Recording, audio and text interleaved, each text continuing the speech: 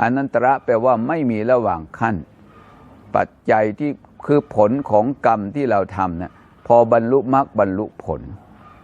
พระโสดาบันเนี่ยละกิเลสได้3ประเภท3ตัว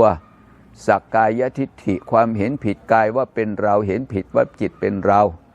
ละได้เด็ดขาด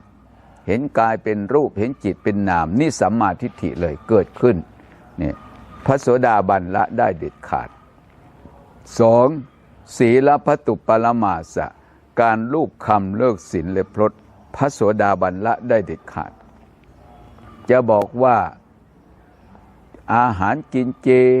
หรือไม่กินเจเนี่ยนี่อันนี้เป็นศีลพัตตุปทานนะเพราะว่าเรื่องกิเลสมันไม่เกี่ยวกับอาหารการปฏิบัติว่าบริกรรมอย่างนั้นบริกรรมที่ทะเลาะกันเนี่ยอันนี้ก็พระโสดาบันเท่านั้นที่ละพวกศีลพัตตุปทานได้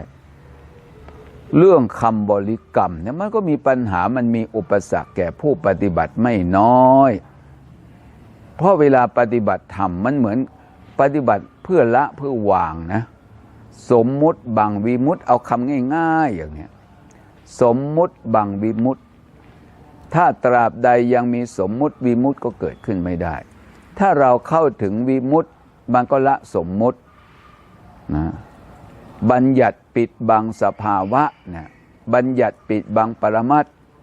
เช่นความสำคัญว่ากายเป็นเราจิตเป็นเรา